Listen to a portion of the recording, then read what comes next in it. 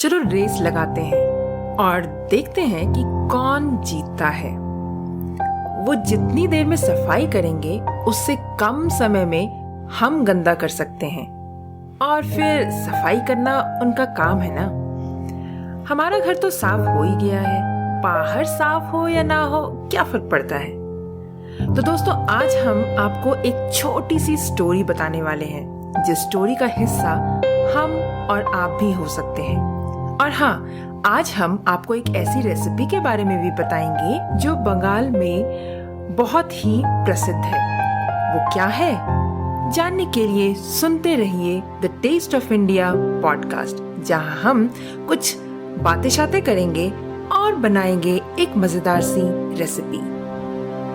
The taste of India podcast, जिसका सार विभिन्नता में एकता है, जहां भारत की सांस्कृतिक विभिन्नता को हम स्वादिष्ट व्यंजनों के माध्यम से एक सूत्र में बांधेंगे। इस कुकरी शो से अब आप बिना कंप्यूटर या बिना किताब छुए फोन के माध्यम से अपने ही किचन में इन स्वादिष्ट रेसिपीज को सुनते हुए बना सकते हैं। इन रेसिपीज को आप हमारे वेबसाइट thetasteofindia.com पर भी पढ़ सकते हैं। नमस्कार, the taste of India podcast के इस नए एपिसोड में मैं पूजा और मैं दिलीप आप सबका हार्दिक स्वागत करते हैं। तो दोस्तों, पता लग गया क्या कि वो रेसिपी क्या है? कोई बात नहीं, वो हम आपको थोड़ी ही देर में बताएंगे। पर उससे पहले दिलीप आज आपको उस छोटी सी स्टोरी के बारे में बताएंगे। तो दिलीप, क्या आप तैयार हो? मैं तैयार हूं, पर यह कोई स्टोरी वोरी नहीं है। ये एक ऐसा किस्सा है जो शायद हम में से कई सारे लोग कई बार देख चुके होंगे और देखकर नजरअंदाज कर दिए होंगे, मगर मुझे ये सिर्फ मेरी आंखों में खटका और मुझे लगा कि ये बात करने लायक कुछ है। तो मैं किस्सा सुनाऊं? हाँ, तो सुनाओ। ठीक है। So this is from the last week. Last week, while I was dropping my daughter to school, and before I start this entire episode, Bangalore has been reeling with a huge problem, and that problem is that of garbage. Sarcastically, there are a lot of people who even went on to call Bangalore, which is otherwise called as a city of garden, as a city of garbage, because of the way the garbage was being handled in Bangalore. And when you walk into Bangalore, you will find garbage on pretty much everywhere. It's spread everywhere on the side of the roads. So, while there are a lot of solutions that are being devised for this problem, the problem still persists. And हुआ ये कि last week I was out to drop my daughter to school, and on the way we actually cross a small stretch where there is a lot of garbage that is strewn everywhere on the side of the road. And this was a normal scene for us, so we never felt awkward. It was there and we had accepted that it is there. फिर ये हुआ कि उस दिन जब मैं अपनी बेटी को स्कूल ड्रॉप करने जा रहा था, I found that there were a few people who were trying to clean the garbage that is spread all over. They were trying to clean the side of the roads, and there were quite a lot of people. And I think वो NGOs वगैरह के NGOs के भी कुछ लोग थे, मगर कुछ government employees थे. Maybe they are from the BBMP or some of those municipal corporations that manage. So it was some of the employees from the government side as well, and there were quite a lot of people. Mm-hmm. So they were cleaning the side of the road. अब ये नज़ारा तो मेरे लिए कुछ नया था, because we've never seen people cleaning garbage. So I was curious, and I checked with one of the guy who was standing there and got to know that he's part of an NGO, and he's also somebody who was staying in one of the apartments nearby, and they had taken a step. They had taken an initiative. They were running an initiative so that they can go and clean all the garbage that is there on the side of the road. तो मैंने देखा कि वो garbage clean कर रहे थे, and after I dropped our daughter to school and I was coming back, I found that they had clean pretty much everywhere. The roadside was spick and span. बहुत अच्छे से उन्होंने साफ कर दिया था और गार्बेज था नहीं वहां पे कहीं पर, जिसकी देखने की हमें आदत नहीं है एक्चुअली। करेक्ट, हमें आदत नहीं है। और फिर हुआ ये कि मैं वापस घर आ गया और थोड़ी देर के बाद मैं फिर निकला घर से किसी और काम से और एक दूसरे स्ट्रेच में जा रहा था which is again nearby our house, and I found that the same set of people, excluding the guy from the NGO, the same set of people from that government organization was there, they were cleaning that place as well. And that is when I realized that it is probably something that was being done across Bangalore. Maybe something that somebody was doing across Bangalore. तो मैं खुश हुआ. जो हमारी गलत फहमी थी, right. और वो खुश होकर के मैं घर पे आया और मैंने आकर के ये सारी कहानी पूजा को बताया और मैं भी खुश था, पूजा भी खुश. हमने बोला बहुत ज्यादा खुश थी रियली. हमने बोला कि बैंगलोर में शायद चेंज आ रहा है and Bangalore will be garbage free. But और शायद फिर से ग्रीन सिटी बन जाएगा. That's right, green city. So this joy didn't last for a long. Immediately the next day, morning we planned to go to a temple, and this Not temple. the next day, I believe after 2 days, just after 2 days of that cleaning happened. Yeah, I think the day after the next. So morning we were planning to go to the temple, and the temple was on the same road that we used to take for my daughter's school. So it was a little ahead of my daughter's school. And it was morning about 8 o'clock and we took the turn and crossed that stretch. And I was shocked to see that the side of the roads was worse than what it was 2 days back. We had ensured that all the effort that was put in by this group of individuals to clean that stretch, we ensured that all of that went down the drain. तभी मैंने श्रोताओं कहा ना बिल्कुल beginning में podcast के कि चलो हम रेस लगाते हैं, तो है ना ये रेस वाली बात. ये एक्चुअल में एक रेस ही लगा मुझे, एक रेस जहां पर एक ग्रुप ऑफ इंडिविजुअल्स हैं जो क्लीन करना चाहते हैं और हम उनसे रेस लगा रहे हैं कि आप ज्यादा जल्दी क्लीन कर पाओगे या मैं ज्यादा जल्दी गंदा कर पाऊंगा. सही बात है. And the story was the same pretty much everywhere. Wherever they had cleaned, all of those places were back to normal. अब आप सोच रहे होगे कि ये किस्सा हम क्यों शेयर कर रहे हैं. ये किस्सा हम इसलिए शेयर कर रहे हैं because this might not be a case that is only specific to Bangalore. It might be a case for all of our country, across India. And who is responsible for this? It is us. While we can go out there, do a lot of activism, and we can say that we can blame the government for the lack of response from them, but what we need to think is, are we responsible enough? Are we doing our part? Are we doing enough to ensure that we are segregating our garbage? Are we doing enough to ensure that we are dumping garbage at the right places? If we are doing all that we are supposed of, then we have all the rights in the world to go and blame the government authorities. So, if we really want to clean our surroundings and our city, and we want a clean city, then the responsibility starts with us. Don't blame the government authorities. Let's ourselves start taking that initiative to ensure that we are doing our part. And then let's go to the authorities and ask them for the support that we need.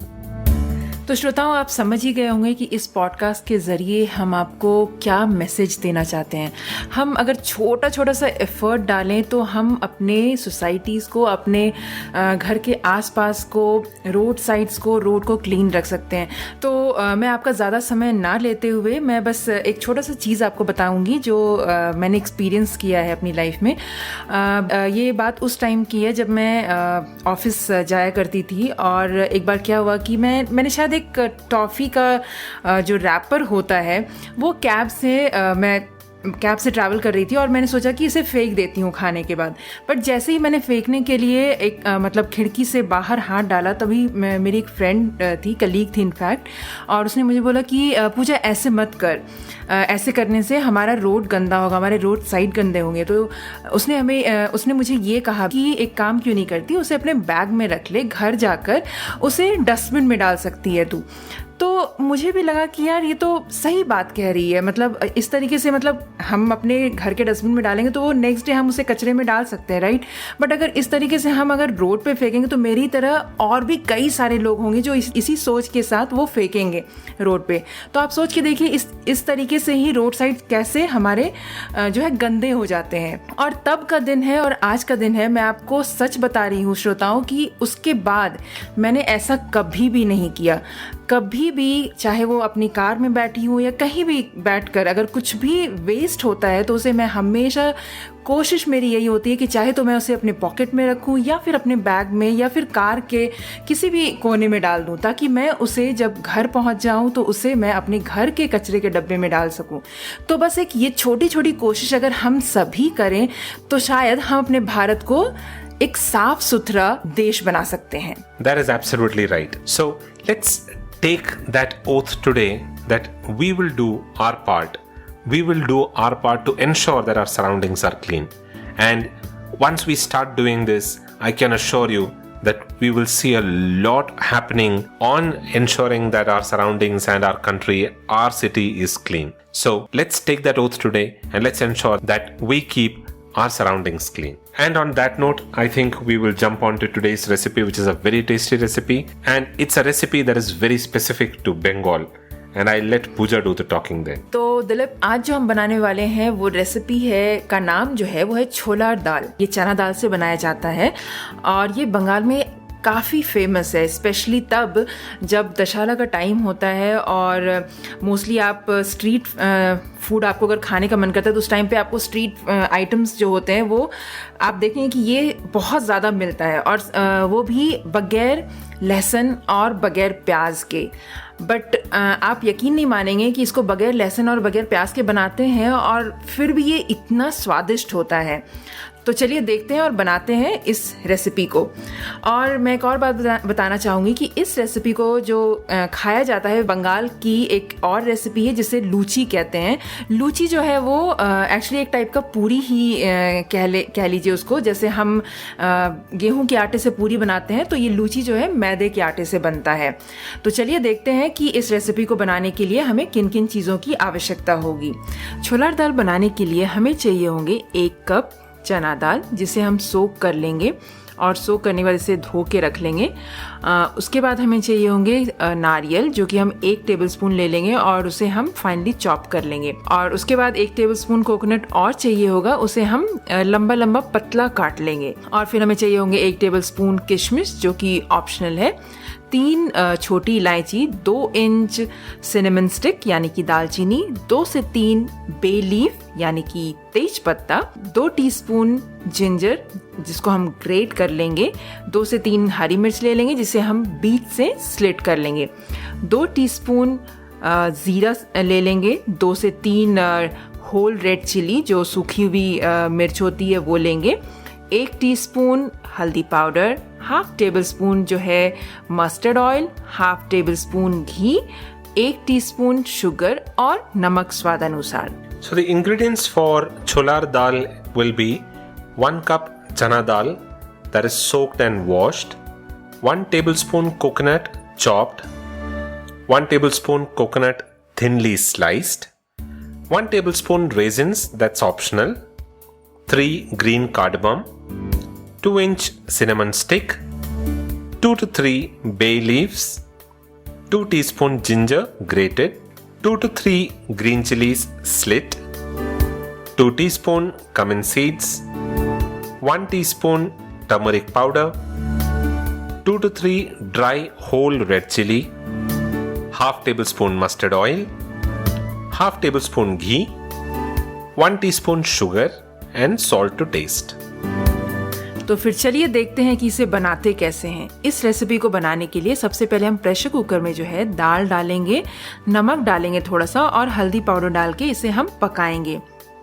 हमें यहाँ पर ये ध्यान रखना है कि हम इस रेसिपी का सबसे मेन ध्यान रखने वाली चीज़ ये है कि इसे हम उतना ही पकाएंगे ताकि ये मशी ना हो, ज़्यादा मैश ना हो।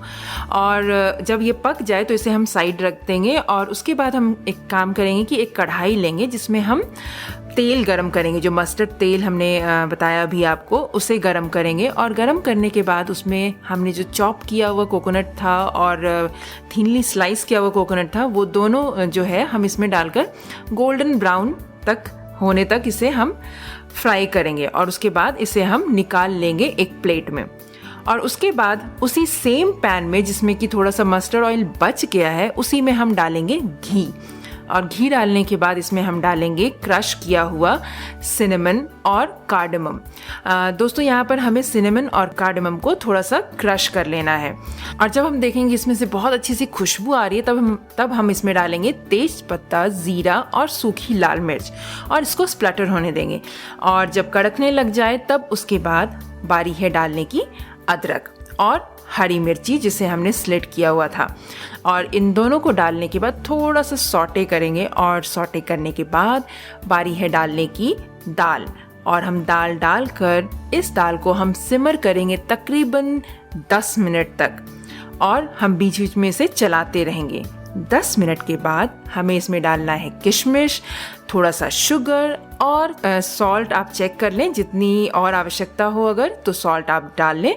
और उसके बाद लास्ट में हमने जो वो फ्राई किया था कोकोनट, चॉप किया हुआ और थिनली स्लाइस किया हुआ, इन दोनों को डालकर अच्छे से मिक्स करेंगे। और बस सर्व करने की बारी है। इसे हम सर्व करेंगे लूची के साथ, पूरी के साथ, कचौरी के साथ, या फिर आप इसे राइस के साथ भी सर्व कर सकते हैं।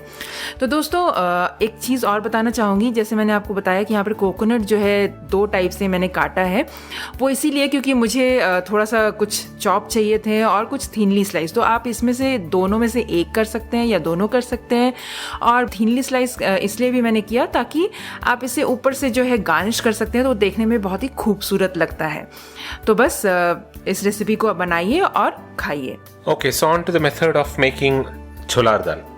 In a pressure cooker, add the dal, little salt and turmeric powder. Then pressure cook the dal until it gets cooked.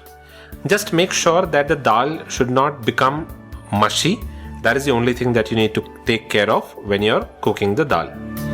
Then heat oil in a pan and shallow fry the coconut slices and the chopped coconut until it turns golden brown. Then drain and set it aside. Now in the same pan, add ghee with the leftover mustard oil and add the crushed cinnamon and cardamom to it. Once you get the nice aroma, add bay leaf, cumin seeds and the whole dry red chilies and let it splutter. Then add the grated ginger and green chilies and saute for a while and then slowly pour the dal into it. Let the dal simmer over low flame for about 10 minutes, stirring in between. Then add the raisins, sprinkle the sugar and salt. At last, add the fried coconut and give it a nice mix. You can serve it hot along with luchi, puri, kachori or even rice.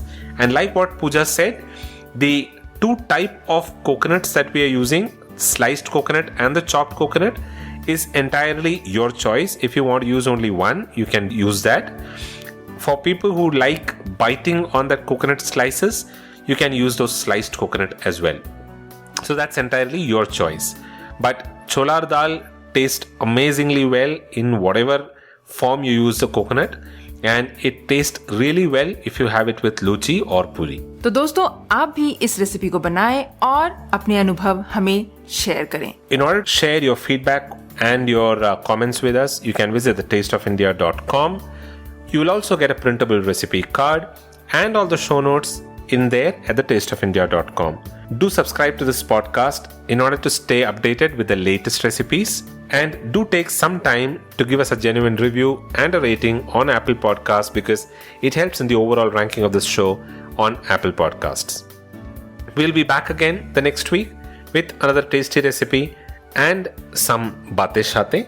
Until then, this is goodbye from Dilip. Goodbye बोलने से पहले दिलीप, मैं एक चीज just बताना चाहती हूँ अपने श्रोताओं को, ताकि वो अगले एपिसोड को बिल्कुल भी मिस ना करे। और वो ये है कि अगले हफ्ते हम एक बहुत ही मजेदार रेसिपी के साथ आने वाले हैं, और वो रेसिपी बच्चों के लिए बहुत ही टेस्टी रेसिपी है और बच्चों को बहुत ही पसंद आते हैं, और बहुत बहुत बहुत ही हेल्दी रेसिपी है। तो बस वेट कीजिए हमारे अगले एपिसोड का। तब तक के लिए goodbye from Pooja as well. And you all have a wonderful week ahead.